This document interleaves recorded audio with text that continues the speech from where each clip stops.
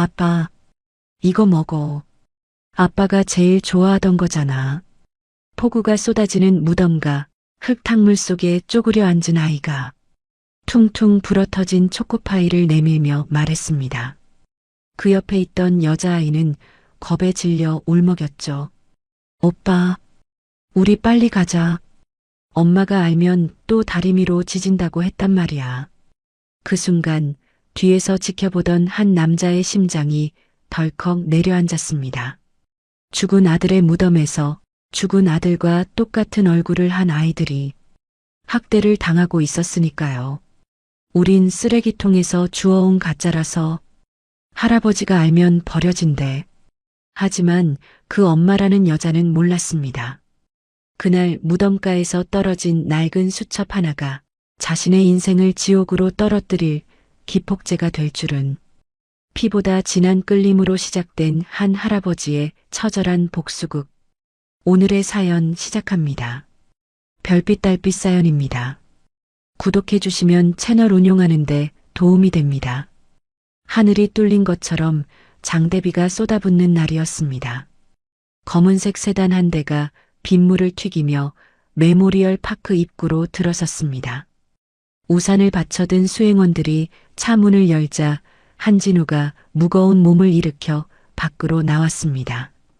박 실장이 한진우의 어깨 위로 우산을 씌우며 걱정스러운 표정으로 말했습니다. 회장님, 비가 너무 많이 옵니다. 바닥도 미끄러운데 나중에 다시 오시는 게 어떻겠습니까? 한진우가 지팡이로 바닥을 쿵 찍으며 대답했습니다. 박 실장, 오늘이 무슨 날인지 잊었어? 내 아들 성준이 기일이야. 3년 만에 처음 오는 길인데 비 따위가 대수야? 송구합니다. 그럼 제가 모시겠습니다.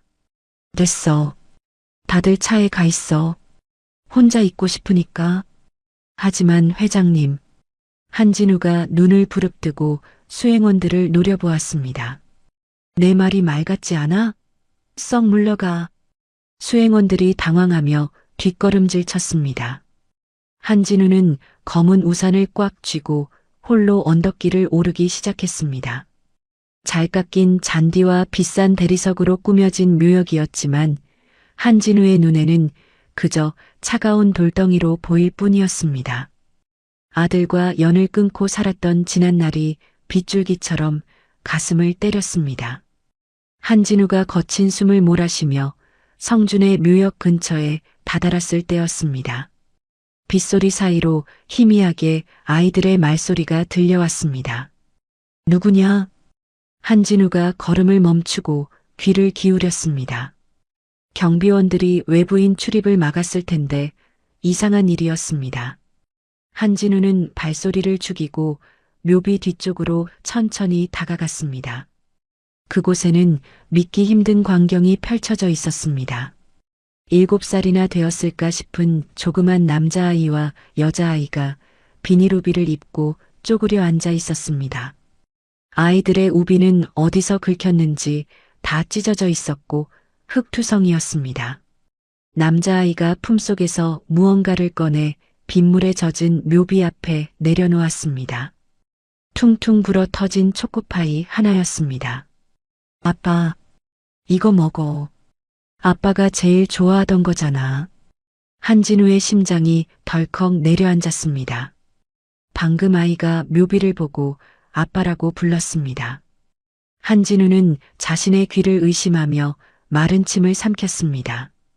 옆에 있던 여자아이가 훌쩍이며 남자아이의 옷자락을 잡아당겼습니다.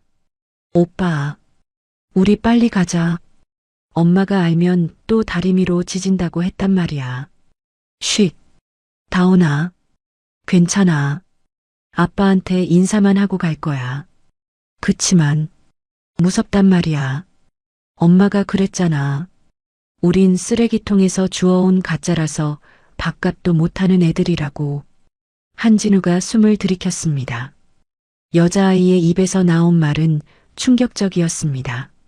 할아버지가 알면 다시 쓰레기장으로 갖다 버릴 거라고 했잖아. 오빠, 나 버려지기 싫어. 한진우의 손에서 힘이 빠져나갔습니다. 들고 있던 우산이 바닥으로 툭 떨어지며 뒹굴었습니다. 그 소리에 놀란 아이들이 화들짝 뒤를 돌아보았습니다. 번쩍하고 천둥이 치며 아이들의 얼굴이 환하게 드러났습니다. 한진우는 그 자리에서 석상처럼 굳어버렸습니다. 남자아이 한가온의 눈매와 앙다문 입술이 죽은 아들 한성준의 어린 시절과 판박이었습니다. 한진우가 떨리는 입술을 달싹였습니다. 너희들 누구냐? 한진우가 아이들을 향해 한 발자국 내디뎠습니다. 하지만 아이들에게는 한진우가 자신들을 잡으러 온 무서운 괴물처럼 보였나 봅니다. 한가온이 한다온의 앞을 가로막으며 소리쳤습니다. 또 도망쳐다오나? 할아버지가 우릴 잡으러 왔어. 으앙, 잘못했어요. 버리지 마세요. 한다온이 자지러지게 울며 한가온의 손을 잡고 뛰기 시작했습니다. 아이들은 산비탈 쪽으로 쏜살같이 달아났습니다. 잠깐, 거기 서라. 얘들아. 한진우가 다급하게 소리치며 아이들을 쫓아갔습니다. 하지만 빗물에 젖은 대리석 바닥은 칠순 노인이 감당하기엔 너무 미끄러웠습니다. 한진우의 몸이 휘청하더니 그대로 진흙탕에 처박히고 말았습니다. 으윽! 한진우가 신음하며 바닥을 짚었습니다. 수백만 원짜리 최고급 가죽 구두가 흙탕물에 엉망이 되었습니다. 한진우가 고개를 들어 아이들이 사라진 곳을 바라보았습니다. 진흙 속에 무언가 떨어져 있었습니다. 도망치던 한다온의 발에서 벗겨진 운동화 한 짝이었습니다. 한진우가 떨리는 손으로 그 운동화를 집어들었습니다.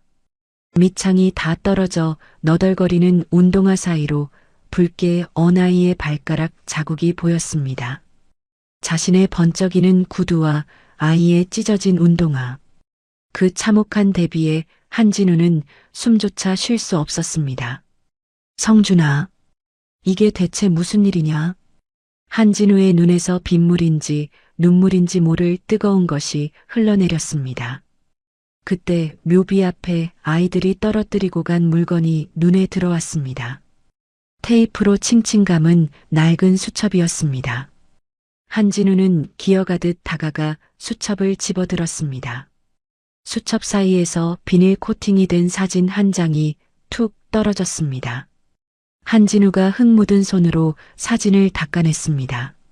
사진 속에는 젊은 날의 아들 한성준이 핏덩이 같은 갓난아기 둘을 양팔 가득 안고 세상을 다 가진 듯 환하게 웃고 있었습니다. 사진 아래에는 익숙한 아들의 글씨가 적혀 있었습니다. 내 목숨보다 소중한 진짜 보물들, 가온이 다온이와 함께. 으윽, 흐엉. 한진우가 사진을 가슴에 품고 짐승 같은 울음을 토해냈습니다. 가짜라니요. 쓰레기통에서 주워왔다니요. 누가 봐도 부정할 수 없는 내 아들의 핏줄이었습니다. 저렇게 행복하게 웃던 내 아들의 새끼들이었습니다. 멀리서 박 실장이 사색이 되어 달려오는 소리가 들렸습니다.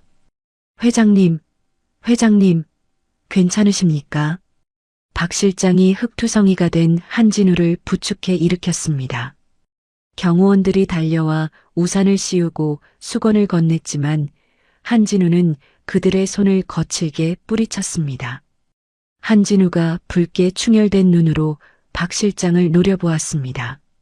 차대. 네. 회장님, 옷부터 갈아입으셔야. 당장 차대라고.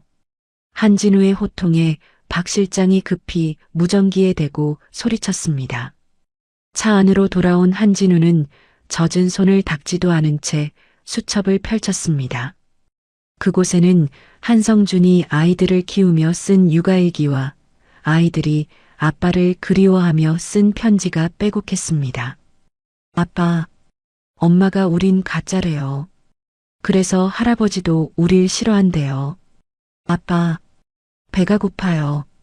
꿈에서라도 아빠가 해준 밥 먹고 싶어요. 글자 하나하나가 한진우의 가슴을 칼로 도려내는 것 같았습니다.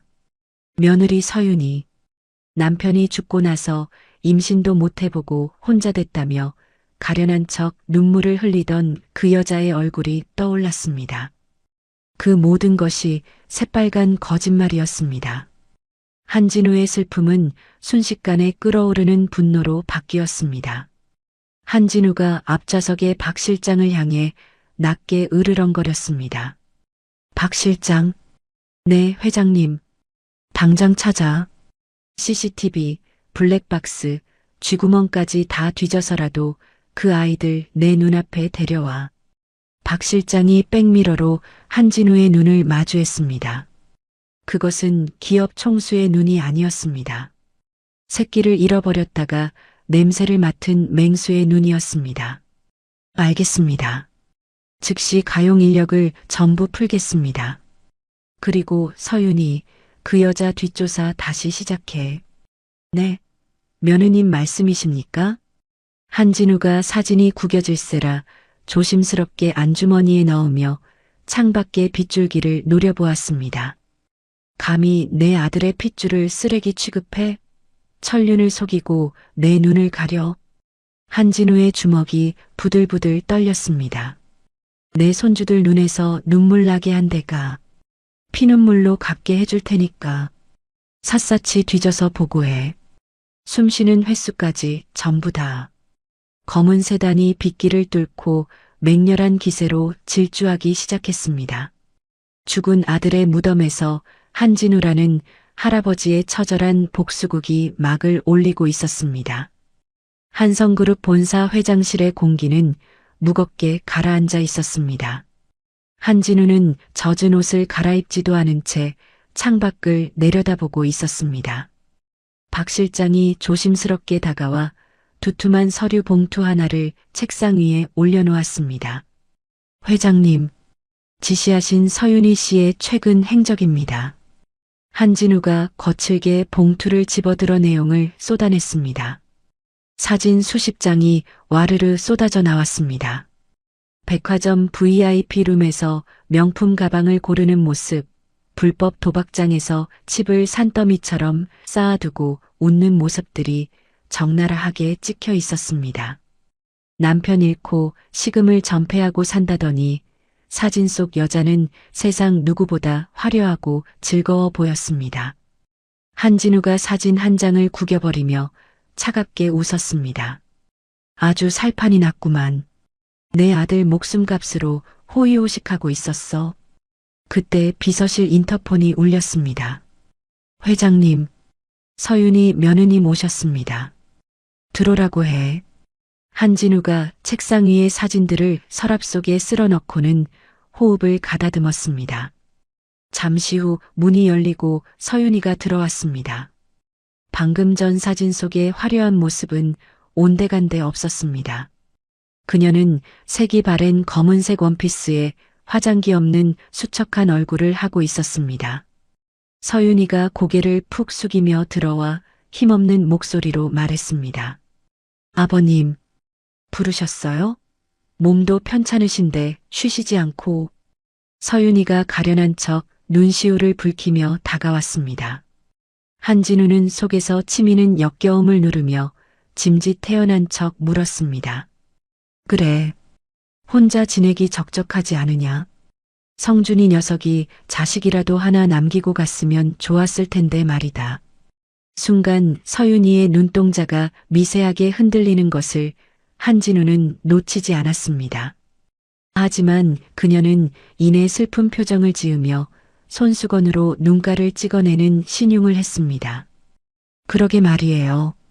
그이랑 저한테 아이가 있었다면 얼마나 좋았을까요? 제가 복이 박해서 남편도 먼저 보내고 자식 복도 없네요. 그런데 내 귀에 이상한 소문이 들리더구나. 네가 아이 둘을 키우고 있다고 하던데. 한진우의 날카로운 질문에 서윤이가 멈칫했습니다. 하지만 그녀는 준비해둔 대답인 듯 곧바로 말을 이었습니다. 아, 보셨나 봐요. 사실은 성준 씨가고 너무 외로워서 고아원에서 후원하던 아이들을 잠시 데려왔어요. 고아원? 네. 불쌍한 애들이라 거뒀는데 근본이 없는 애들이라 그런지 거짓말을 밥 먹듯이 해요. 자꾸 저를 엄마라고 부르고 밖에 나가서는 한성그룹 손주라고 떠들고 다녀서 얼마나 곤란한지 몰라요. 서윤이가 한숨을 푹 쉬며 억울하다는 표정을 지었습니다. 안 그래도 조만간 다시 고아원으로 파양 보낼 생각입니다. 도벽도 있고 영질이 안 좋아서요. 뻔뻔한 거짓말이었습니다. 내 아들의 핏줄을, 내 진짜 손주들을 근본 없는 고아 취급하며 다시 파양하겠다고 말하고 있었습니다. 한진우는 책상 아래 쥔 주먹이 하얗게 질릴 정도로 힘을 주었습니다. 당장이라도 소리를 지르고 싶었지만 꾹 참았습니다. 그래, 알겠다. 피곤하니 그만 나가봐라. 네. 아버님, 건강 챙기세요. 서윤이는 안도한 듯 미소를 감추며 방을 나갔습니다. 문이 닫히자마자 한진우는 책상 위에 있던 옥으로 된 명패를 집어 문을 향해 던졌습니다. 쾅! 하는 굉음과 함께 명패가 산산조각 났습니다. 박 실장, 차 대기시켜. 저 계집이 아이들을 어디에 숨겨놨는지 내 눈으로 직접 봐야겠다. 네, 바로 준비하겠습니다. 한진우가 이를 갈며 자리에서 일어났습니다.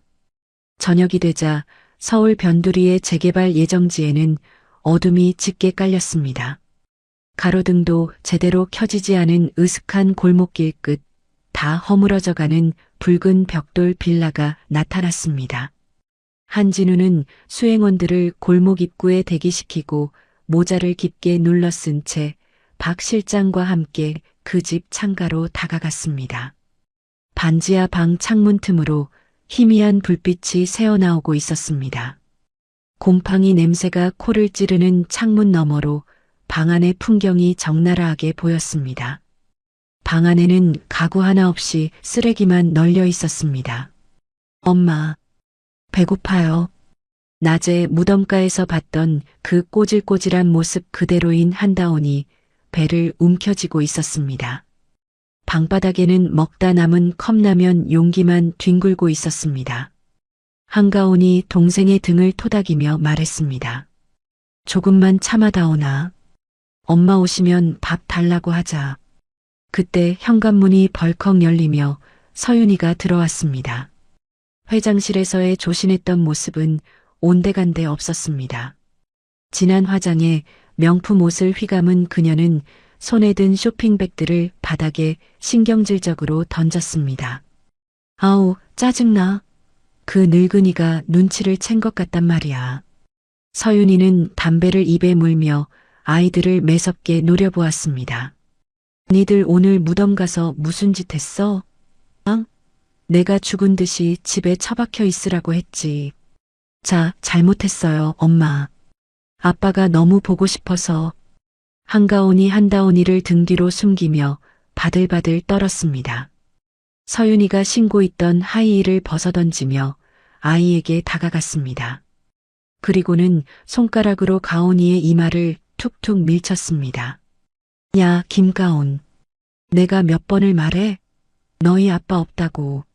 너희 고아원에서 주워온 애들이라고. 한 번만 더 밖에서 아빠니 할아버지니. 헛소리하고 다니면 진짜 고아원에 갖다 버린다? 네, 알았어요. 잘못했어요. 밥 줘. 밥. 한다온이 울먹이며 서윤이의 다리를 붙잡았습니다. 서윤이는 냉장고에서 유통기한이 한참 지난 듯한 말라비틀어진 식은 피자 2조각을 꺼내 바닥에 휙 던졌습니다. 먼지가 쌓인 바닥에 피자가 뒹굴었습니다. 걔도 말을 잘 들어야 밥을 주는 거야. 이거 먹고 조용히 해. 꼴 보기 싫으니까. 감사합니다. 아이들은 바닥에 떨어진 피자를 허겁지겁 주워 먹기 시작했습니다. 한가온은 그 와중에도 더 큰 조각을 집어 동생 입에 넣어주고 있었습니다. 창밖에서 이 모든 것을 지켜보던 한진우의 눈에서 굵은 눈물이 볼을 타고 흘러내렸습니다. 분노가 극에 달해 입술이 파르르 떨렸습니다. 내 손주들이, 내 아들이 목숨보다 아꼈던 보물들이 짐승만도 못한 취급을 받으며 쓰레기 같은 음식을 주워 먹고 있었습니다. 한진우가 당장이라도 창문을 부수고 들어갈 기세로 몸을 일으켰습니다. 저런 천하에 죽이려니. 그때 방 안에서 서윤이의 전화벨이 울렸습니다. 서윤이가 전화를 받으며 통화하는 소리가 창밖으로 생생하게 들려왔습니다. 자기야. 나 오늘 한몫 챙겼잖아. 근데 한 회장 그 늙은이 촉이 보통이 아니야. 아무래도 낌새를 챈 것 같아. 서윤이가 낄낄거리며 말을 이었습니다. 안 되겠어. 내일 새벽에 애들 데리고 지방에 있는 무허가 시설로 뜰 거야. 거기 숨겨두면 귀신도 못 찾을걸? 유산 상속받을 때까지는 인질로 데리고 있어야지. 박 실장이 현관으로 돌진하려는 한진우의 팔을 급히 붙잡았습니다. 회장님, 멈추십시오. 이거 놓게.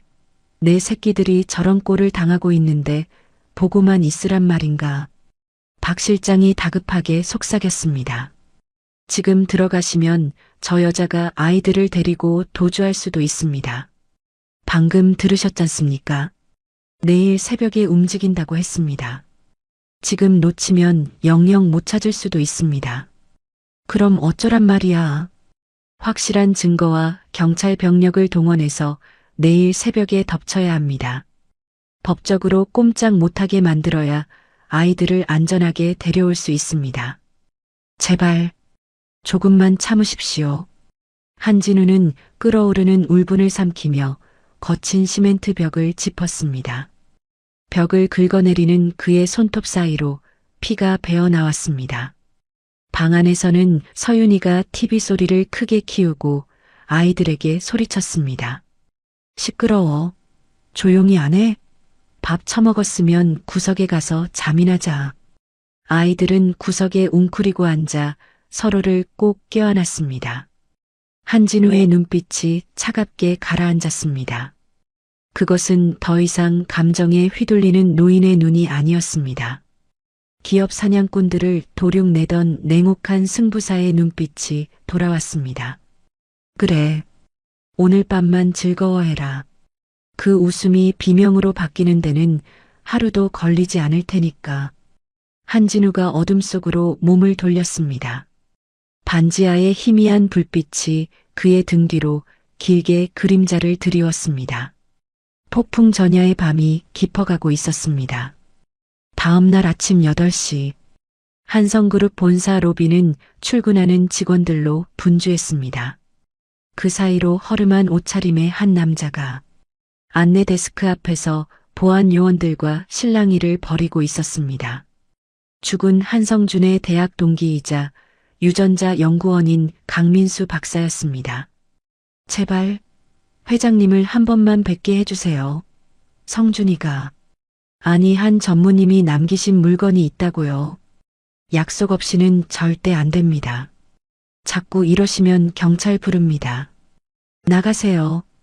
보안 요원들이 강민수를 짐짝처럼 끌어내려는 찰나 엘리베이터 문이 열리며 서윤이가 걸어 나왔습니다. 그녀는 상속 절차를 마무리 짓기 위해 변호사들을 대동하고 오는 길이었습니다. 강민수를 발견한 서윤이의 얼굴이 백지장처럼 하얗게 질렸습니다. 강민수? 강민수가 서윤이를 보고 소리쳤습니다. 서윤이, 너 잘 만났다. 네가 인간이야? 성준이가 너 때문에 어떻게 죽었는데. 서윤이는 즉시 표정을 표독스럽게 바꾸며 보안팀장에게 꽥 소리를 질렀습니다. 뭐 하는 거예요? 당장 저 사람 내쫓지 않고. 저 사람 죽은 제 남편 이름 팔아서 돈 뜯어내려는 사기꾼이에요. 서윤이, 너 당장 그 더러운 입 다물지 못해? 입 안 닥쳐? 어디서 행패야? 여보세요. 경찰 불러요. 저 미친 스토커 당장 유치장에 쳐넣으라고요. 서윤이는 강민수가 가슴에 꼭 껴안고 있는 가방을 뺏으려고 달려들었습니다. 그 가방 안에 자신의 파멸이 들어있음을 직감했기 때문입니다. 로비는 순식간에 아수라장이 되었습니다. 강민수가 바닥에 내동댕이 쳐지고 서윤이가 회심의 미소를 지으며 가방을 낚아채려는 순간이었습니다. 멈춰라. 로비의 공기를 얼어붙게 만드는 중후한 목소리가 들려왔습니다. 2층 난간에서 이 모든 상황을 지켜보고 있던 한진우 회장이었습니다. 한진우는 천천히 계단을 내려왔습니다. 그의 뒤로 박 실장과 건장한 경호원들이 병풍처럼 따르고 있었습니다. 서윤이가 당황하며 급히 머리를 매만졌습니다. 아버님, 출근하십니까? 놀라셨죠? 웬 미친 사람이 난동을 부려서. 서윤이가 억지 웃음을 지으며 강민수의 가방을 등 뒤로 숨기려 했습니다. 하지만 한진우의 시선은 서윤이가 아닌 바닥에 쓰러져 입술이 터진 강민수에게 고정되어 있었습니다. 자네, 성준이 친구 강민수 아닌가? 회장님, 저를 기억하십니까? 강민수가 떨리는 목소리로 물었습니다. 기억하고 말고. 성준이가 유일하게 집에 데려와 밥을 먹였던 친구였지. 한진우의 눈빛이 천천히 서윤이에게로 향했습니다. 그 눈빛은 한겨울 서리빨처럼 차가웠습니다. 내 아들의 친구를 사기꾼 취급해? 그 가방 이리 내놔. 아버님, 그게 아니라 이 안에 든 건 조작된. 내놓으라고 했다. 한진우의 호통에 서윤이가 움찔하며 뒷걸음질 쳤습니다. 박 실장이 서윤이의 손에서 가방을 거칠게 빼앗아 강민수에게 정중하게 돌려주었습니다. 한진우는 직접 강민수를 부축해 일으켜 세우며 말했습니다. 올라가지. 내 아들이 뭘 남겼는지 드러나 보자고. 네. 회장님. 서윤이의 손끝이 사시나무 떨듯 바들바들 떨렸습니다. 그녀는 입술을 피가 나도록 깨물며 어쩔 수 없이 그들의 뒤를 따라 회장실로 향했습니다. 회장실에는 숨막히는 침묵만이 감돌았습니다. 강민수는 떨리는 손으로 가방에서 작은 USB 하나와 밀봉된 서류 봉투를 꺼냈습니다. 죄송합니다, 회장님. 너무 늦게 찾아왔습니다. 그동안 어디 있었던 건가? 3년이나 지났네. 성준이가 죽기 직전 저에게 이 물건들을 맡겼습니다. 저는 그때 해외 오지로 의료 봉사를 떠나는 길이었습니다. 통신도 터지지 않는 곳이라.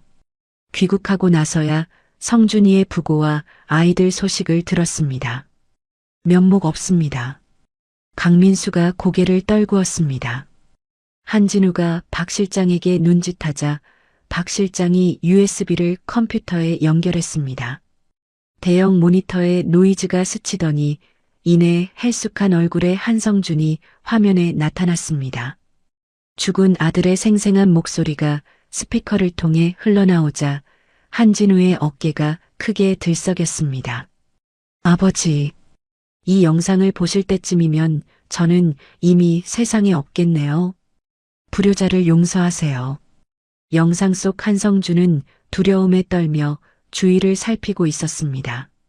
아버지, 가온이와 다온이를 부탁드려요. 그리고 윤희를 조심하세요. 서윤이가 비명을 지르며 자리에서 벌떡 일어났습니다. 당장 꺼요. 저거 다 조작이에요. 요즘 AI 기술이 얼마나 좋은데 저거 다 가짜라고요. 앉아.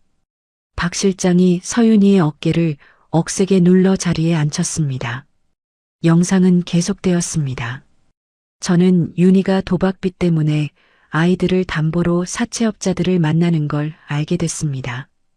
이혼하려 했지만 윤희는 아이들을 고아원에 숨기고 저를 협박했어요.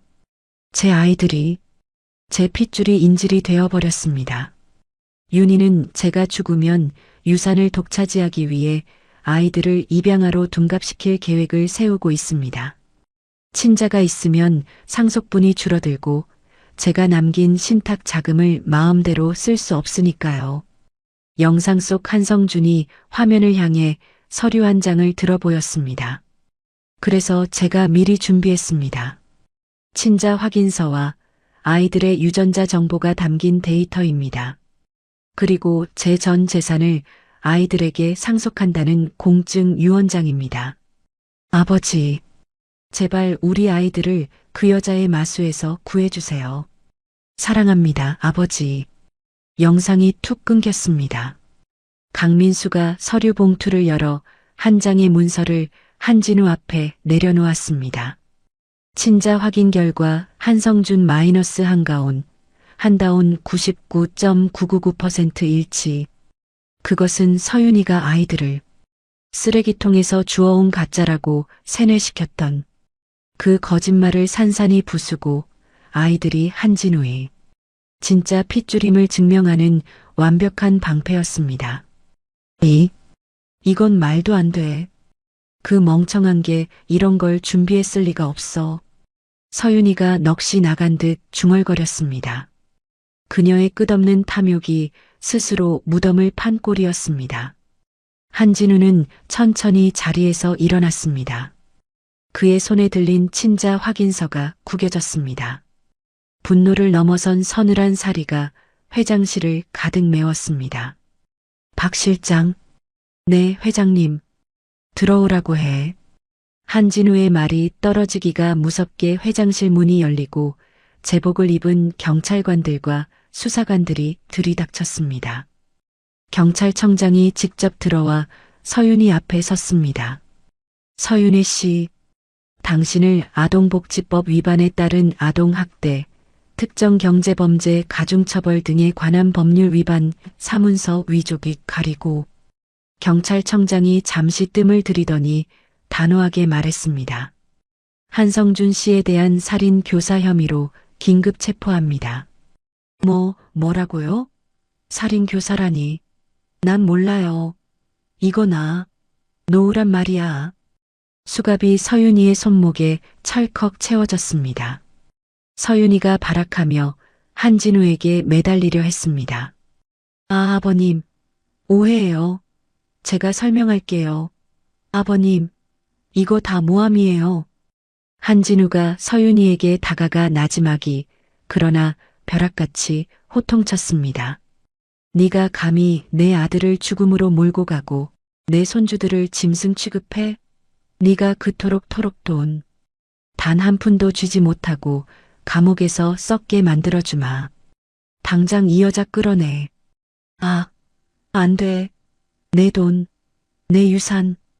경호원들에게 질질 끌려나가는 서윤이의 처절한 비명소리가 복도 끝까지 메아리쳤습니다.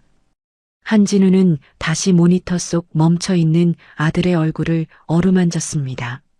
화면 속 아들은 슬프게 웃고 있었지만 한진우의 눈에서는 굵은 눈물이 하염없이 흘러내렸습니다.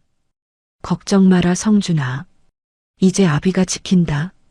내 목숨을 바쳐서라도. 법적인 걸림돌은 모두 사라졌습니다. 이제 남은 건 지옥 속에 남겨진 상처 입은 아이들을 구출하는 일뿐이었습니다. 한진우는 눈물을 닦으며 곧바로 외투를 집어들었습니다. 가자, 박 실장. 가온이 다온이 데리러 간다. 한진우의 발걸음에는 더 이상 망설임이 없었습니다. 오직 아이들을 품에 안겠다는 일념 하나로 그는 굳게 닫혀있던 회장실 문을 박차고 나갔습니다. 밖에는 어제 내리던 비가 그치고 구름 사이로 서광이 비치고 있었습니다. 경찰과 경호원들이 들이닥쳐 서윤이를 연행해 간 직후에 반지하 빌라는 폭격을 맞은 듯 난장판이었습니다. 이웃 주민들이 무슨 일인가 싶어 웅성거리며 창문 기웃거리는 소리가 들려왔습니다. 하지만 정작 집안에는 쥐 죽은 듯한 고요함만이 감돌았습니다. 지방 무허가 시설로 팔려갈 뻔했던 쌍둥이는 이 모든 상황이 너무나 무서웠습니다. 아이들은 곰팡이 핀 장롱 깊숙한 곳에 숨어 서로의 입을 틀어막은 채 바들바들 떨고 있었습니다. 한가온이 울먹이는 한다온을 꼭 껴안으며 귓가에 속삭였습니다. 쉿! 다온아. 소리 내면 안 돼. 경찰 아저씨들이 우리도 잡아가면 어떡해. 오빠, 무서워. 엄마는 어디 갔어? 우리 진짜 고아원으로 가는 거야? 아냐. 오빠가 지켜줄게. 아무 소리도 내지 마. 그때 밖에서 뚜벅뚜벅 구두 굽소리가 들려왔습니다. 그 소리는 점점 아이들이 숨어 있는 방 쪽으로 다가왔습니다. 아이들은 공포에 질려 눈을 질끈 감았습니다. 끼익 소리를 내며 낡은 장롱문이 열리고 눈부신 빛과 함께 거대한 그림자가 아이들을 덮쳤습니다. 여기 있었구나. 한진우였습니다. 그는 더 이상 냉철한 회장의 모습이 아니었습니다. 먼지가 수북한 장판 바닥에 최고급 양복 바지가 닿는 것도 아랑곳하지 않고 그는 아이들의 눈높이에 맞춰 무릎을 꿇었습니다. 역광에 가려 얼굴이 잘 보이지 않자 아이들은 더욱 겁을 먹었습니다. 잘못했어요. 고아원으로 보내지 마세요. 밥 조금만 먹을게요. 한가온이 한다온의 앞을 가로막으며 필사적으로 빌었습니다. 그 처절한 모습에 한진우의 가슴이 미어지는 듯 했습니다. 한진우는 떨리는 손을 뻗어 아이들의 앙상한 어깨를 조심스럽게 감싸쥐었습니다. 아니다. 얘들아, 내가 잘못했다. 할아버지가 너무 늦게 왔어. 미안하다. 할아버지, 아이들의 눈이 휘둥그레졌습니다. 한가온이 눈물을 그렁그렁 매단 채 물었습니다. 저희 안 버려요? 엄마가 그랬어요. 우리 가짜라서 할아버지가 싫어한다고. 쓰레기장으로 보낼 거라고. 누가 그래? 누가 감히 너희더러 가짜라고 해. 한진우의 호통에 아이들이 움찔하며 몸을 움츠렸습니다. 한진우는 황급히 목소리를 부드럽게 낮추며 품에서 사진 한 장을 꺼냈습니다. 빗물 속에 떨어져 있던 아들이 아이들을 안고 웃고 있는 바로 그 사진이었습니다. 이리 와서 보렴. 이게 너희 아빠다. 그리고 품에 안긴 아기들이 바로 너희들이고. 아이들이 쭈뼛거리며 사진을 들여다보았습니다. 사진 속 아빠의 환한 미소를 본 아이들의 눈에서 닭똥 같은 눈물이 터져 나왔습니다. 너희는 가짜가 아니야. 내 아들 성준이가 목숨보다 사랑했던 내 진짜 손주들이다. 내가 너희 할아버지야. 진짜 우리 할아버지 맞아요? 우리 잡으러 온 거 아니에요? 그래. 이제 아무도 너희를 괴롭히지 못해. 할아버지가 다 혼내줬어. 가자. 집으로 가자. 한진우가 양팔을 벌리자 망설이던 한다온이 먼저 와락 안겼습니다. 뒤이어 한가온도 참았던 울음을 터뜨리며 한진우의 품으로 뛰어들었습니다. 지독한 곰팡이 냄새 대신 할아버지의 따뜻한 품 냄새가 아이들을 감쌌습니다. 한진우는 깃털처럼 가벼운 아이들을 번쩍 안아 올렸습니다. 지옥 같았던 반지하 방을 빠져나오는 한진우의 발걸음은 그 어느 때보다 무거웠지만 동시에 벅찬 희망으로 가득 차 있었습니다. 한성그룹 본가 대저택 앞에 검은색 리무진이 도착했습니다. 차 문이 열리고 아이들이 내리자마자 입이 딱 벌어졌습니다. 으리으리한 천장과 눈부신 샹들리에 반짝이는 대리석 바닥은 평생 좁은 방에서만 살아온 아이들에게는 별천지 같았습니다. 깨끗하게 씻고 보송보송한 새 옷으로 갈아입은 아이들은 마치 동화 속 왕자님, 공주님 같았습니다. 하지만 여전히 낯선 환경에 주눅이 들어 한진우의 옷자락만 꼭 붙잡고 떨어지지 않으려 했습니다. 배고프지? 밥 먹으러 가자. 한진우가 아이들을 넓은 식당으로 이끌었습니다. 긴 식탁 위에는 상다리가 부러질 듯한 진수성찬이 차려져 있었습니다. 인류 셰프들이 만든 스테이크, 랍스터, 각종 화려한 요리들이 즐비했습니다. 한진우는 흐뭇한 미소를 지으며 의자를 빼주었습니다. 자, 어서 앉아라. 뭐든 마음껏 먹으렴. 하지만 아이들의 반응은 예상과 달랐습니다. 아이들은 자리에 앉지도 못한 채 쭈뼛거리며 포크만 만지작거렸습니다. 평생 컵라면과 찬밥, 식은 피자 조각만 주워 먹던 아이들에게 붉은 고깃덩어리와 집게발 달린 랍스터는 먹음직스럽기보다 무섭고 낯선 물건이었습니다. 한가온이 난처한 표정으로 한진우를 올려다보았습니다. 할아버지, 이거 어떻게 먹는 거예요? 우리 이런 거 먹어본 적 없는데. 한진우가 아차 싶어 당황하던 찰나였습니다. 주방 쪽에서 구수한 냄새가 풍겨왔습니다. 백발이 성성한 노년의 여성이 김이 모락모락 나는 뚝배기 2개를 쟁반에 받쳐 들고 나왔습니다. 이 저택의 살림을 평생 도맡아온 오 여사였습니다. 도련님들 입맛엔 이게 더 맞을 겁니다. 오 여사가 아이들 앞에 내려놓은 것은 따끈한 소고기 묵국과 두툼한 계란말이, 그리고 갓 지은 하얀 쌀밥이었습니다. 소박하지만 정성이 가득 담긴 밥상이었습니다. 익숙하고 따뜻한 냄새에 아이들의 눈이 반짝였습니다. 이거 아빠 냄새다. 한다온이 코를 킁킁거리더니 숟가락을 들고 국물을 한 입 떠먹었습니다. 국물을 삼킨 한다온의 눈이 휘둥그레졌습니다. 우와, 오빠, 이거 먹어봐. 아빠가 해주던 맛이랑 똑같아. 진짜?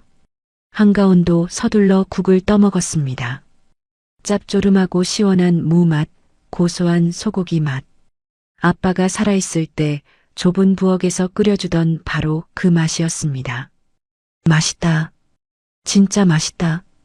아이들이 허겁지겁 밥을 먹기 시작했습니다. 한 손에는 숟가락을, 한 손에는 계란말이를 들고 볼이 미어터져라 밥을 밀어 넣었습니다. 그 모습을 지켜보던 오 여사가 앞치마로 눈가를 훔치며 한진우에게 조용히 말했습니다. 회장님, 성준 도련님이 어릴 때 제가 끓여준 묵국을 제일 좋아하셨죠. 입맛 없을 때도 이것만 있으면 밥 2그릇을 비우셨는데 나가서 살면서도 그 맛을 기억해서 아이들에게 해주셨나 봅니다. 그래, 내 입맛하고도 똑같구먼. 한진우는 자신의 몫으로 놓인 묵국을 한술 떴습니다. 따뜻한 국물이 목을 타고 넘어가 얼어붙었던 가슴속 응어리까지 녹여주는 것 같았습니다. 오 여사가 아이들의 밥그릇에 밥을 더 퍼주며 말했습니다. 천천히 드세요. 체합니다. 더 있으니까 많이 드세요. 할머니, 이거 진짜 맛있어요. 아빠가 해준 것보다 조금 더 맛있어요. 한다온이 입가에 밥풀을 묻힌 채 해맑게 웃었습니다. 한진우가 가온이의 입가에 묻은 밥풀을 떼어주며 물었습니다. 가온아, 다온아, 입에 맞느냐? 네, 할아버지 최고예요. 한가온이 씩씩하게 대답하자 한진우가 빙그레 웃었습니다. 그때 문득 가온이가 숟가락질을 멈추고 조심스럽게 물었습니다. 근데 할아버지, 우리 이제 여기서 살아도 돼요? 엄마, 아니 그 아줌마 다시 안 와요? 순간 식탁에 정적이 흘렀습니다. 아이들의 눈동자에 다시 불안감이 스쳤습니다. 한진우는 수저를 내려놓고 아이들의 눈을 똑바로 바라보며 단호하게 말했습니다. 그럼 여기가 너희 집이야. 그 여자는 다시는 너희 앞에 나타나지 못해. 감옥에 갔으니까. 감옥이요? 그래. 너희를 괴롭힌 벌을 받는 거야. 할아버지가 약속하마. 다시는 너희 눈에서 눈물 나게 하는 사람 없게 할 거야. 정말이죠? 이 할아버지 이름을 걸고 맹세하마. 한진우가 새끼손가락을 내밀자 아이들이 고사리 같은 손을 뻗어 손가락을 걸었습니다. 엄지 도장까지 꾹 찍고 나서야 아이들은 안심한 듯 다시 밥을 먹기 시작했습니다. 텅 비어 있던 거대한 저택에 3년 만에 처음으로 사람의 온기와 아이들의 웃음소리가 채워졌습니다. 식사를 마친 늦은 밤, 거실 소파에는 아이들이 배를 두드리며 곤히 잠들어 있었습니다. 한진우의 왼쪽에는 가온이가, 오른쪽에는 다온이가 기대어 새근거리고 있었습니다. 아이들의 규칙적인 숨소리가 마치 자장가처럼 들려왔습니다. 한진우는 아이들이 깰까봐 숨소리조차 조심하며 아이들의 머리카락을 쓰다듬었습니다. 지옥에서 탈출한 아이들과 고독에서 탈출한 할아버지. 세 사람은 비로소 식구가 되었습니다. 한진우는 창밖의 달을 바라보며 속으로 중얼거렸습니다. 성준아, 보고 있느냐? 내 새끼들은 내가 지킨다. 부디 편히 쉬어라. 폭풍우가 지나간 밤하늘에는 별이 유난히 밝게 빛나고 있었습니다. 시간은 쏜살같이 흘러 어느덧 6개월이 지났습니다. 차가운 겨울바람이 물러가고 거리는 온통 벚꽃잎이 눈송이처럼 흩날리는 따뜻한 봄이 되었습니다. 한성그룹 창립 50주년 기념 행사가 열리는 호텔 대연회장은 정재계 인사들과 취재진으로 발 디딜 틈이 없었습니다. 사람들의 관심은 온통 한진우 회장이 오늘 공개한다는 손주들에게 쏠려 있었습니다. 들으셨습니까? 한 회장이 숨겨둔 손주들을 데리고 나온답니다. 입양하라는 소문도 있던데 사실일까요? 핏줄도 아닌 아이들에게 경영권을 물려줄 리가 없잖습니까? 여기저기서 수군거리는 소리가 들려왔습니다. 잠시 후 장례 안내 방송과 함께 조명이 어두워지고 무대 위로 스포트라이트가 쏟아졌습니다. 웅장한 음악과 함께 문이 열리고 한진우가 모습을 드러냈습니다. 그리고 그 양옆에는 몰라보게 달라진 한가온과 한다온이 서 있었습니다. 와! 장내에서 탄성이 터져 나왔습니다. 6개월 전 곰팡이 핀 반지하 방에서 떨던 아이들의 모습은 온데간데 없었습니다. 한가온은 몸에 딱 맞는 검은색 턱시도를 입고 머리를 깔끔하게 넘겨 의젓한 도련님 같았고 하얀 드레스를 입은 한다온은 마치 하늘에서 내려온 천사처럼 사랑스러웠습니다. 한진우가 마이크 앞에 서자 장내가 조용해졌습니다. 바쁘신 와중에 참석해 주신 귀빈 여러분, 감사합니다. 오늘 저는 제 인생 50년의 업적보다 더 자랑스러운 제 보물들을 소개하려 합니다. 한진우의 손짓에 한다온이 조심스럽게 무대 중앙으로 걸어 나왔습니다. 한다온의 손에는 작은 바이올린이 들려 있었습니다. 수백 명의 시선이 집중되자 한다온이 긴장한 듯 입술을 깨물었습니다.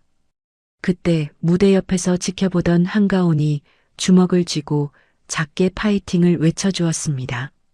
한다온이 심호흡을 크게 한 번 하고 바이올린을 턱에 괴었습니다. 가느다란 활이 현 위를 미끄러지자 아름다운 선율이 연회장을 가득 채웠습니다. 공명은 엘가의 사랑의 인사였습니다. 비록 프로 연주자처럼 화려한 기교는 없었지만 아이의 연주에는 사람의 마음을 울리는 순수한 감정이 담겨 있었습니다. 어머, 세상에, 정말 잘한다. 저 고사리 같은 손으로 어쩜 저렇게 연주를 하지? 사람들의 표정이 놀라움에서 흐뭇함으로 바뀌었습니다. 한다온은 눈을 지그시 감고 연주에 몰입했습니다. 아빠가 잠들기 전 콧노래로 불러주던 바로 그 노래였습니다. 연주가 끝나자 우레와 같은 박수갈채가 쏟아졌습니다. 한다온이 안도한 듯 활짝 웃으며 배꼽 인사를 했습니다. 이번에는 한가온이 마이크를 잡았습니다. 원고도 없이 단상에 선 7살 아이의 모습에 사람들이 숨을 죽였습니다. 안녕하십니까? 한가온입니다. 또랑또랑한 목소리가 스피커를 통해 울려 퍼졌습니다. 저는 처음에 할아버지가 아주 무서운 분인 줄 알았습니다. 뿔 달린 도깨비 같을 거라고 생각했어요. 객석에서 크크거리는 웃음소리가 터져나왔습니다. 한진우도 짐짓 헛기침을 하며 멋쩍게 웃었습니다. 하지만 저희 할아버지는 세상에서 제일 따뜻한 분입니다.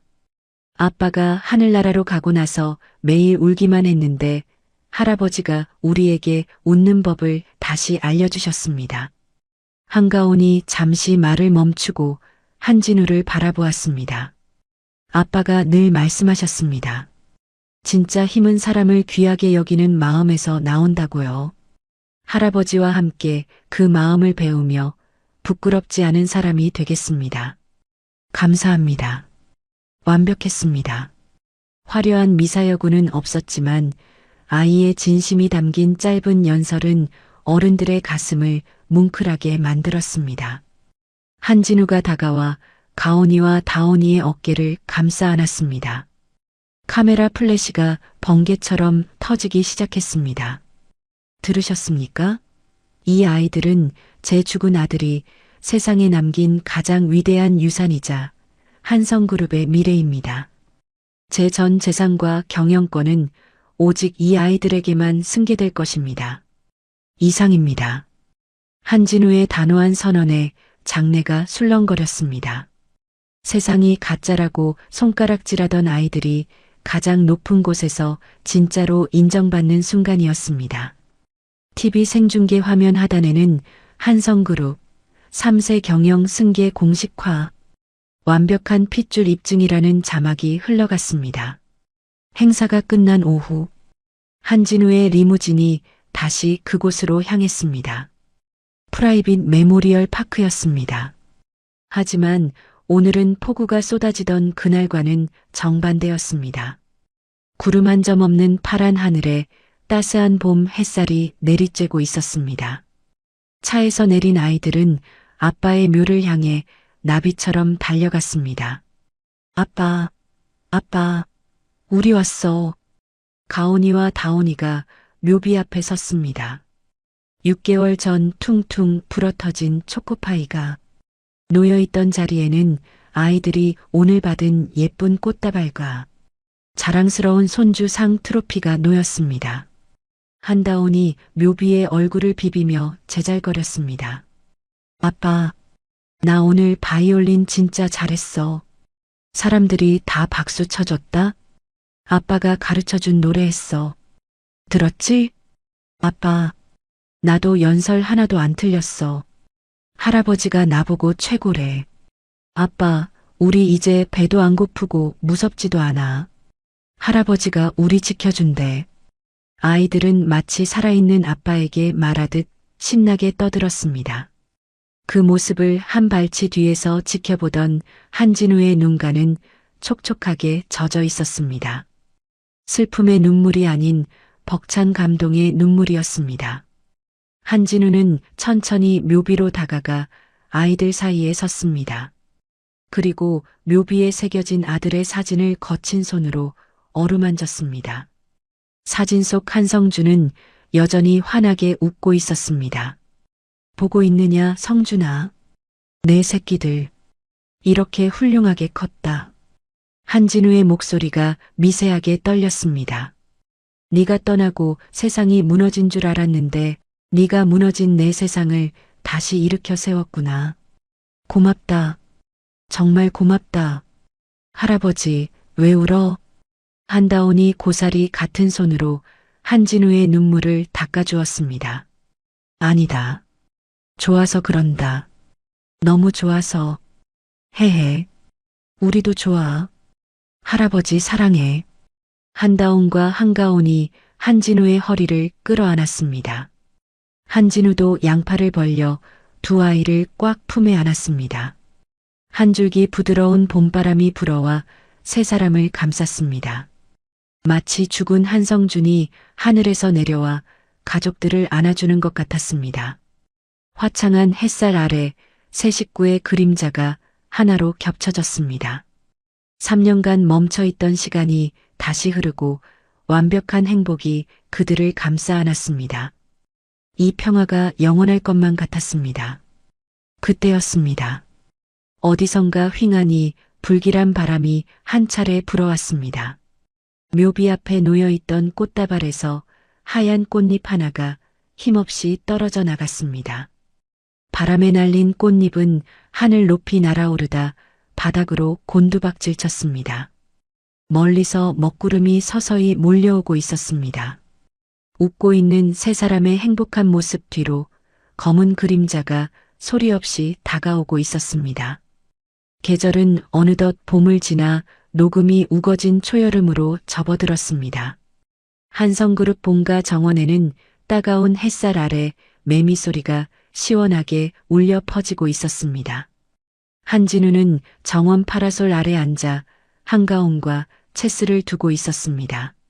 한다온은 그 옆 잔디밭에서 강아지와 함께 공을 던지며 까르르 웃고 있었습니다. 평화롭기 그지없는 주말 오후였습니다. 한가온이 턱을 괴고 곰곰이 생각하더니 체스 말을 옮겼습니다. 체크메이트예요, 할아버지. 한진우가 눈을 동그랗게 뜨고 체스판을 들여다보았습니다. 자신의 킹이 가온이의 룩과 나이트에 포위되어 꼼짝달싹 못하게 생겼습니다. 허허, 내가 또 졌구나. 우리 가온이 수일기가 날이 갈수록 무서워지는걸. 할아버지가 봐주신 거 다 알아요. 아니다. 네가 잘한 거야. 아비 머리를 닮아서 아주 비상해. 한진우가 껄껄 웃으며 가온이의 머리를 쓰다듬으려 손을 뻗었습니다. 그런데 가온이의 표정이 어딘가 이상했습니다. 아까부터 미간을 찌푸리며 관자놀이를 꾹꾹 누르고 있었습니다. 가온아, 어디 불편하냐? 할아버지. 갑자기 세상이 빙글빙글 돌아요. 날이 너무 더워서 그런가 보구나. 어서 들어가서 시원한 주스라도 마시자. 한진우가 걱정스러운 마음에 자리에서 일어났습니다. 그때였습니다. 가온이의 코에서 주르륵 검붉은 액체가 쏟아져 내렸습니다. 가온이가 손으로 코를 막으려 했지만 솟구치는 피는 손가락 사이를 비집고 흘러나왔습니다. 가온이가 입고 있던 하얀 린넨 셔츠가 순식간에 붉게 물들었습니다. 가온아. 한진우가 기겁하며 손수건을 꺼내 코를 틀어막았습니다. 하지만 피는 멈추지 않고 턱을 타고 뚝뚝 떨어져 테이블볼을 적셨습니다. 공을 줍던 한다온이 그 모습을 보고 비명을 질렀습니다. 야, 오빠, 오빠 코에서 피가 안 멈춰. 가온아, 고개 뒤로 젖히지 마라. 정신 차려.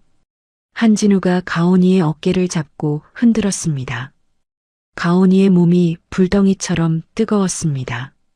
가온이의 눈동자가 힘없이 풀리더니 스르륵 감겼습니다. 아버지. 가온이의 고개가 툭 떨어지며 몸이 한진우의 품으로 무너져 내렸습니다. 가온아, 안 돼. 눈 뜨거라. 가온아. 평화롭던 정원은 순식간에 아수라장이 되었습니다. 한진우가 가온이를 번쩍 안아들고 현관을 향해 미친 듯이 뛰었습니다. 박 실장, 차대. 당장 병원 가야 해. 빨리. 한진우의 처절한 고함 소리가 저택을 뒤흔들었습니다. 피 묻은 셔츠를 입은 채 달리는 한진우의 등 뒤로 다온이의 울음소리가 사이렌처럼 울려 퍼졌습니다. 대학병원 응급실 앞 복도는 차가운 소독약 냄새로 가득했습니다.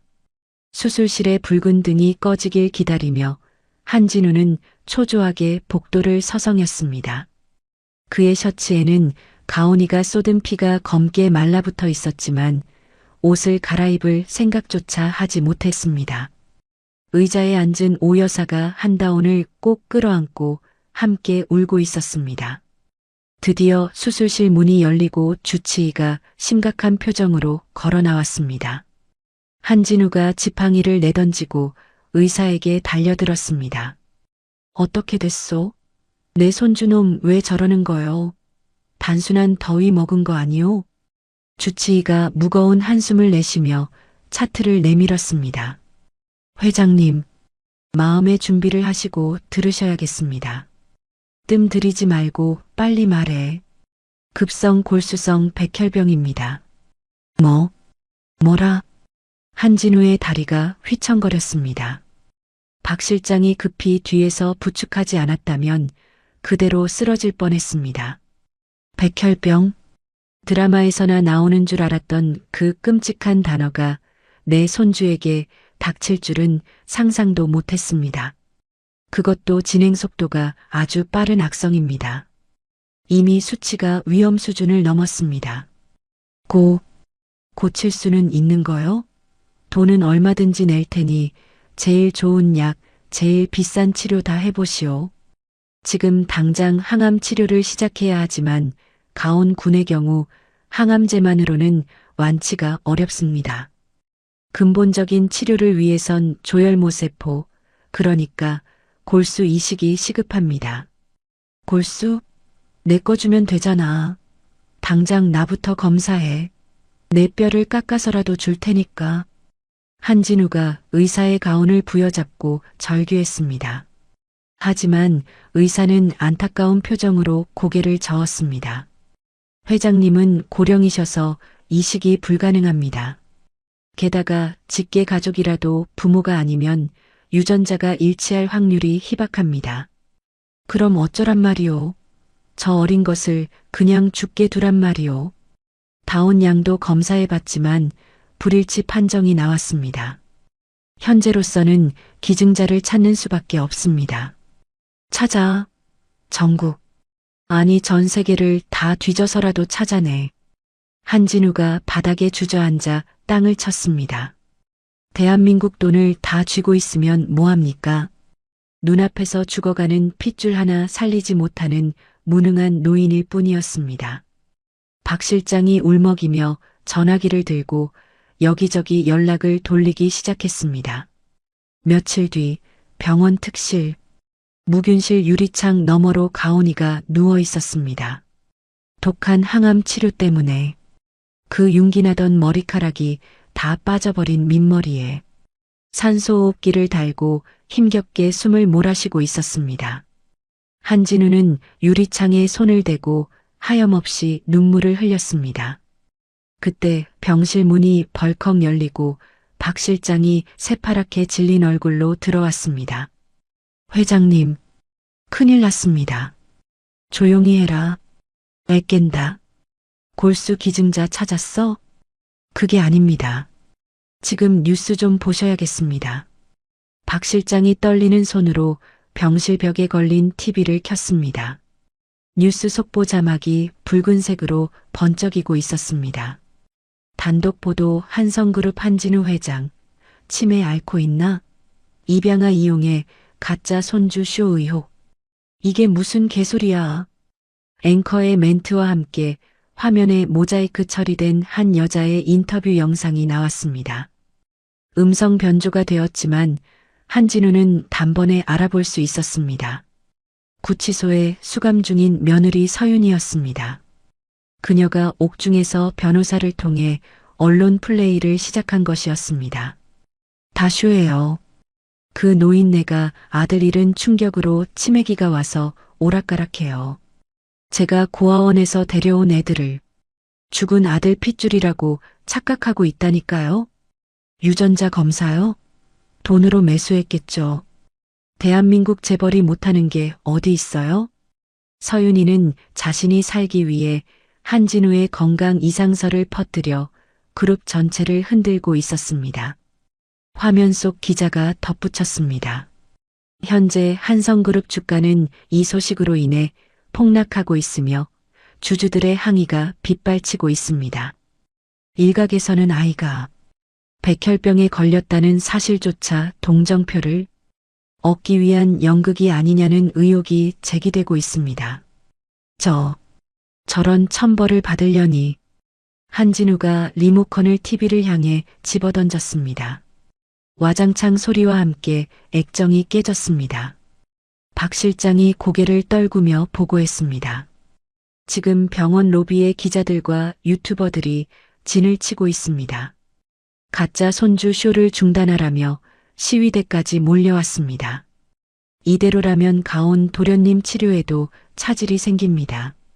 의료진 출입조차 막고 있는 상황입니다. 안으로는 아이의 생명이 꺼져가고 밖으로는 세상의 비난이 폭풍처럼 몰아치고 있었습니다. 사방이 꽉 막힌 도간의 든쥐꼴이었습니다. 그때였습니다. 깨진 TV 소리와 밖의 소란스러움에 무균실한의 가온이가 눈을 떴습니다. 가온이가 힘겹게 고개를 돌려 유리창 너머의 한진우를 바라보았습니다. 아버지. 산소 마스크 안에 서린 김 때문에 목소리가 잘 들리지 않았지만 입모양은 분명했습니다. 왜? 사람들이 화났어? 아이의 눈에 두려움이 가득했습니다. 자신이 아파서 할아버지가 곤란해진 걸까봐 걱정하는 눈빛이었습니다. 한진우는 피가 나도록 입술을 깨물며 주먹을 쥐었습니다. 더 이상 물러설 곳은 없었습니다. 돈으로도 권력으로도 해결할 수 없는 문제였습니다. 남은 건 오직 진심 하나뿐이었습니다. 한진우가 눈물을 닦아내고 결연한 표정으로 박 실장을 돌아보았습니다. 박 실장, 네, 회장님. 내일 아침 기자회견 준비해. 네. 하지만 지금 나가시면 기자들에게 물어뜯기십니다. 상관없어. 내 모든 걸 걸고서라도 가온이는 내가 살린다. 한진우가 유리창 너머 가온이에게 손을 흔들어주며 억지로 미소를 지어 보였습니다. 할아버지만 믿으라는 듯 굳건한 눈빛을 보냈습니다. 하지만 돌아선 그의 등은 천근만근 무거워 보였습니다. 여름의 뜨거운 열기보다 더 뜨겁고 잔인한 시련의 밤이 깊어가고 있었습니다. 다음 날 오전 10시 한성그룹 본사 대강당은 발 디딜 틈 없이 꽉 차 있었습니다. 수백 명의 기자들이 카메라를 세팅하고 날카로운 질문을 벼르고 있었습니다. 여기저기서 치매설이 사실이냐, 가짜 손주 쇼에 대해 해명하라는 고성이 터져 나왔습니다. 잠시 후 무대 연문이 열리고 한진우가 걸어 나왔습니다. 그는 평소 즐겨 입던 최고급 맞춤 정장 대신 낡고 수수한 양복을 입고 있었습니다. 박 실장이 옆에서 부축하려 했지만 한진우는 손을 저어 거절하고 혼자 단상으로 향했습니다. 기자들이 일제히 플래시를 터뜨리며 마이크를 들이댔습니다. 회장님, 치매설이 사실입니까? 입양한 아이들을 친손주라고 속인 게 맞습니까? 질문들이 화살처럼 쏟아졌습니다. 한진우는 단상 위에 준비된 마이크 앞에 섰습니다. 하지만 그는 원고를 읽는 대신 마이크를 뽑아들고 단상 아래로 천천히 걸어 내려왔습니다. 그리고 수많은 카메라 앞에서 털썩 무릎을 꿇었습니다. 장내가 찬물을 끼얹은 듯 순식간에 조용해졌습니다. 대한민국 재계 서열 1위, 콧대 높기로 유명한 한진우 회장이 바닥에 무릎을 꿇은 것입니다. 국민 여러분, 그리고 주주 여러분, 저는 오늘 한성그룹 회장이 아닌 죽어가는 손주를 둔 못난 할아버지로서 이 자리에 섰습니다. 한진우의 목소리가 미세하게 떨렸습니다. 그는 품 안에서 꼬깃꼬깃해진 사진 한 장과 서류 봉투를 꺼내 머리 위로 들어 보였습니다. 빗속에서 주웠던 아들 한성준이 쌍둥이를 안고 웃고 있는 바로 그 사진이었습니다. 제 며느리였던 서윤이가 퍼뜨린 소문은 반은 맞고 반은 틀립니다. 저는 아들을 잃은 충격으로 미치지 않았습니다. 다만 아들에게 씻을 수 없는 죄를 지은 죄인일 뿐입니다. 한진우가 서류 봉투에서 대학병원 직인이 찍힌 정신감정 소견서와 유전자 검사 결과지를 꺼내 바닥에 펼쳤습니다. 보십시오. 제 정신은 온전합니다. 그리고 이 서류가 증명합니다. 병상에 누워있는 가온이는 제 죽은 아들 성준이가 목숨 걸고 지켜낸 제 진짜 핏줄입니다. 카메라들이 일제히 바닥에 놓인 서류와 사진을 클로즈업했습니다.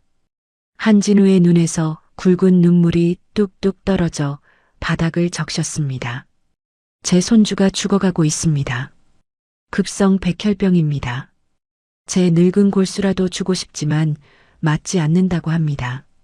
돈으로 살 수만 있다면 제 전 재산을 다 주어서라도 살리고 싶지만 생명은 돈으로 살 수가 없더군요. 한진우가 바닥에 이마를 대고 큰 절을 올렸습니다. 플래시 소리조차 멈춘 정막 속에서 노인의 오열 소리만이 울려 퍼졌습니다. 제발 도와주십시오. 가온이와 골수가 일치하는 분을 찾습니다.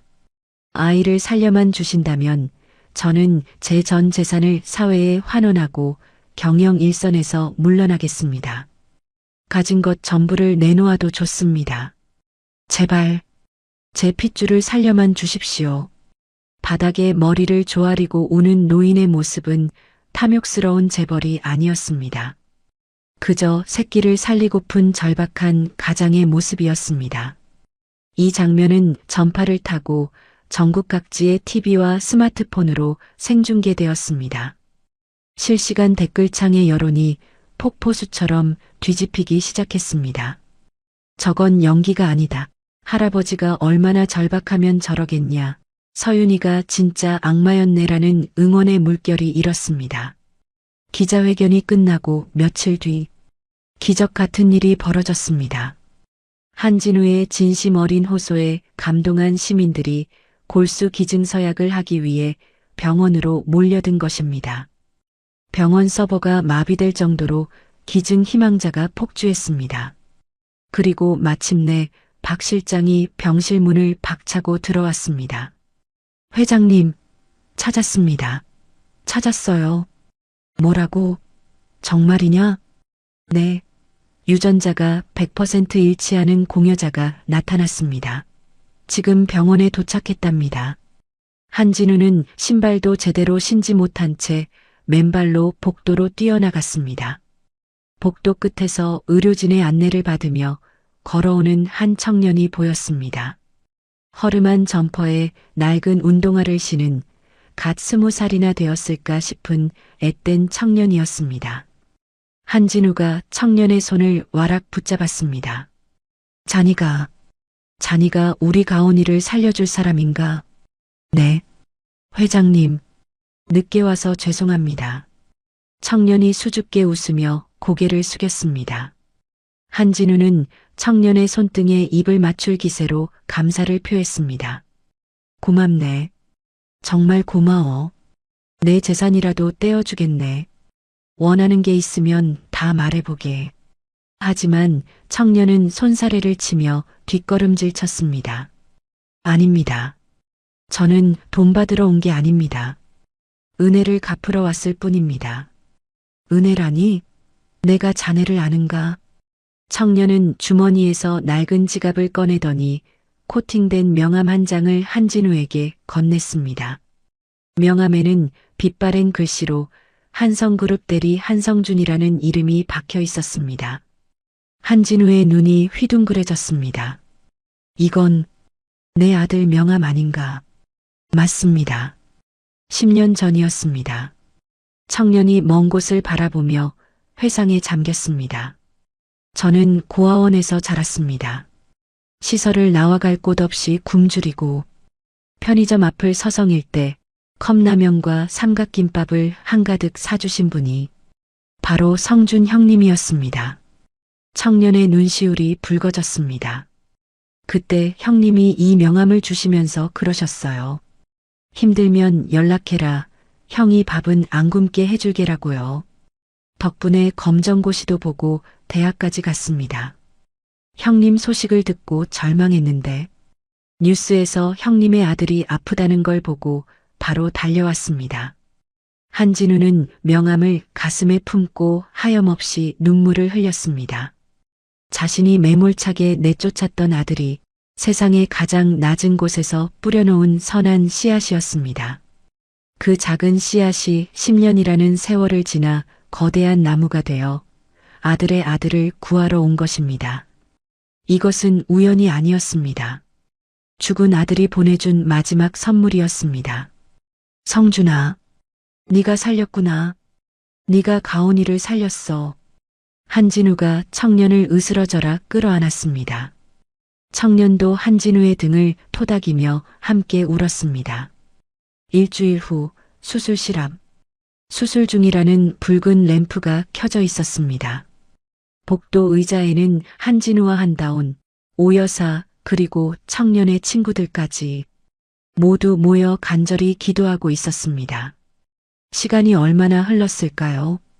드디어 램프가 꺼지고 수술실 문이 열렸습니다. 마스크를 벗으며 나오는 주치의의 얼굴에 땀방울과 함께 미소가 번져 있었습니다. 축하드립니다. 이식은 아주 성공적입니다. 거부 반응도 전혀 없습니다. 가온군, 이제 살았습니다. 와! 한다온이 환호성을 지르며 한진우의 품에 안겼습니다. 긴장이 풀린 한진우는 그 자리에 주저앉아 엉엉 소리 내어 울었습니다. 박 실장이 손수건으로 눈물을 훔치며 로비에 있는 TV를 가리켰습니다. 회장님, 저기 뉴스 좀 보십시오. TV 화면에는 속보 무고죄 추가 서윤이 검찰 송치라는 자막이 흐르고 있었습니다. 죄수복을 입고 포승줄에 묶인 서윤이가 교도관들에게 끌려 나오고 있었습니다. 마스크로 얼굴을 가렸지만 그녀의 눈빛은 여전히 도끼로 가득 차 있었습니다. 호송차에 오르려는 순간 분노한 시민들이 던진 날개란이 서윤이의 얼굴에 정통으로 날아와 터졌습니다. 아! 노란 계란물을 뒤집어 쓴 서윤이가 비명을 지르며 차 안으로 구겨지듯 밀려 들어갔습니다. 아기는 처절하게 몰락했고 선희는 기적을 이뤄냈습니다. 한진우는 그 모습을 보며 깊은 안도의 한숨을 내쉬었습니다. 며칠 뒤 회복실. 머리를 빡빡 깎았지만 혈색이 돌아온 한가온이 침대에 앉아 있었습니다. 유리창 너머로 한진우와 한다온이 손을 흔들었습니다. 한다온이 바이올린을 꺼내 들었습니다. 가온이가 가장 좋아하는 곡 오버 더 AIMBOW였습니다. 아름다운 바이올린 선율이 병원 복도에 울려 퍼졌습니다. 비온 뒤에 무지개가 뜨듯 고통의 터널을 지난 가족에게 진짜 봄이 찾아오고 있었습니다. 창밖으로 쏟아지는 눈부신 햇살이 한진우의 주름진 얼굴을 따뜻하게 비추었습니다. 시간은 다시 흘러 1년이라는 세월이 지났습니다. 어느 화창한 봄날 아침 8시 한성그룹 비서실은 아침부터 발칵 뒤집혔습니다. 중요한 임원회의가 30분도 남지 않았는데 회장 한진우가 감쪽같이 사라졌기 때문입니다. 비서들이 사색이 되어 전화기를 붙들고 발을 동동 구르고 있었습니다. 실장님, 어떡합니까? 회장님 핸드폰도 꺼져 있습니다. 댁에도 안 계신다는데요? 혹시 납치라도 당하신 거 아닐까요? 하지만 박 실장은 태평하게 커피를 마시며 시계를 확인했습니다. 걱정들 마세요. 지금 회장님은 회사 일보다 훨씬 더 중요한 업무를 수행 중이십니다. 네, 그게 무슨... 화면이 바뀌고 장소는 서울의 한 초등학교 앞 횡단보도였습니다. 노란색 녹색 아버지의 조끼를 입고 한 손에는 정지라고 쓰인 깃발을 든 백발의 노인. 다름 아닌 한진우였습니다. 그는 대한민국 제1위 총수의 근엄한 표정 대신 호루라기를 입에 물고 비장한 표정으로 차들을 막아서고 있었습니다. 자, 멈추세요. 아이들 건너갑니다. 스톱? 한진우가 호루라기를 삑 하고 불며 깃발을 힘차게 내렸습니다. 출근길 바쁜 차량들이 노인의 기세에 눌려 얌전히 멈춰 섰습니다. 신호가 바뀌자 책가방을 맨 아이들이 병아리 떼처럼 우르르 횡단보도를 건넜습니다. 회장님, 아니 할아버지, 안녕하세요. 지나가던 아이들이 한진우를 알아보고 배꼽 인사를 했습니다. 한진우가 허리를 숙이며 인자하게 웃었습니다. 그래, 그래. 차 조심하고 공부 열심히 해라. 그때 저 멀리서 익숙한 목소리가 들려왔습니다. 할아버지. 교복을 입은 한가온과 한다온이 손을 흔들며 달려오고 있었습니다.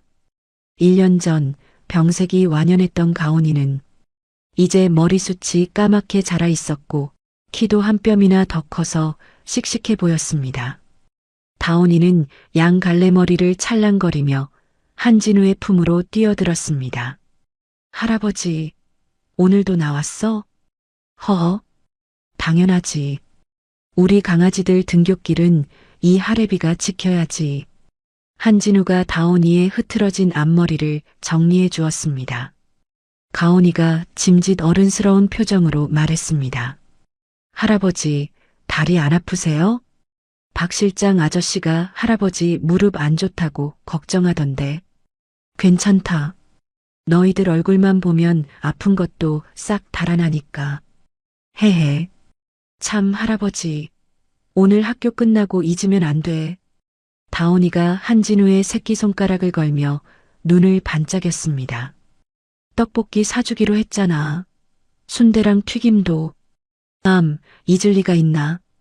박 실장한테 학교 앞 분식집 통째로 예약해두라고 했다. 우와, 역시 우리 할아버지 최고. 신호등이 깜빡거리기 시작했습니다. 자, 어서 들어가라. 지각하겠다. 네, 이따 봐요. 아이들이 학교 정문을 향해 힘차게 뛰어갔습니다. 지나가던 학부모들이 수군거리는 소리가 들렸습니다. 저 할아버지, 진짜 한성그룹 회장님 맞아? 매일 아침마다 저러시네. 손주 사랑이 지극하시다잖아. 뉴스 봤어? 전 재산사회 환원 약속도 다 지키시고 요즘은 기부활동만 하신대. 한진우는 사람들의 시선을 의식하지 않고 멀어지는 아이들의 뒷모습이 보이지 않을 때까지 손을 흔들었습니다. 그의 얼굴에 핀 주름 하나하나에 편안함과 행복이 깃들어 있었습니다. 기업의 주가는 예전보다 떨어졌을지 몰라도 한진우 인생의 주가는 지금이 상한가였습니다. 그날 저녁 한성그룹 본가 식당. 1년 전만 해도 정막이 흐르던 거대한 식탁은 이제 왁자지껄한 웃음소리로 가득 차 있었습니다. 오늘의 저녁 메뉴는 가온이가 좋아하는 김치찌개와 다온이가 좋아하는 계란말이였습니다. 식탁 한편에는 특별한 자리가 마련되어 있었습니다. 죽은 아들 한성준의 영정사진 대신 그가 생전에 환하게 웃고 있는 일상 사진이 액자에 담겨 놓여 있었습니다. 그리고 그 앞에는 김이 모락모락 나는 따뜻한 밥 한 공기와 수저가 가지런히 놓여 있었습니다. 마치 성준도 함께 식사하는 것처럼 말입니다. 할아버지, 나 오늘 받아쓰기 100점 맞았다? 선생님한테 칭찬받았어. 가온이가 시험지를 흔들며 자랑했습니다. 나도 음악 시간에 리코더 불어서 박수 받았어. 친구들이 나보고 음악 천재래. 다온이도 질세라 숟가락을 들고 외쳤습니다. 한진우는 밥그릇을 내려놓고 물개 박수를 쳤습니다. 허허, 역시 내 손주들이야. 누굴 닮아서 이렇게 똑똑하고 예쁜지 몰라. 아주 장하다 장해. 오 여사가 흐뭇한 미소를 지으며 찌개를 더 덜어주었습니다. 회장님 닮으셔서 그렇죠. 어릴 때 도련님도 그렇게 총명하셨잖아요. 그렇지? 성준이 녀석도 하나를 가르치면 열을 알았지. 한진우가 아들의 사진을 바라보며 쓸쓸하지만 따뜻한 미소를 지었습니다. 그때 문득 밥을 먹던 가온이가 수저를 멈추고 한진우를 빤히 바라보았습니다. 빗속에서 느꼈던 그 불안감은 많이 사라졌지만 문득문득 확인받고 싶은 아이의 여린 마음이 드러나는 순간이었습니다. 할아버지, 응? 왜 그러냐 가온아. 우리 이제 진짜 가족 맞는 거지? 식탁에 잠시 정적이 흘렀습니다. 가온이가 말을 이었습니다. 입양된 거 아니고, 가짜 아니고, 할아버지가 우리 버릴 일 없는 거지? 진짜지? 다온이도 먹던 계란말이를 내려놓고 한진우의 입만 쳐다보았습니다. 한진우는 수저를 내려놓고 자리에서 일어났습니다. 그리고 가온이와 다온이의 곁으로 다가가 두 아이의 손을 꽉 잡았습니다. 한진우의 눈가가 붉어졌습니다. 가온아, 다온아, 내 눈을 보렴. 아이들이 한진우의 눈을 올려다보았습니다. 너희는 이 할애비가 목숨보다 더 사랑하는 진짜 보물들이야.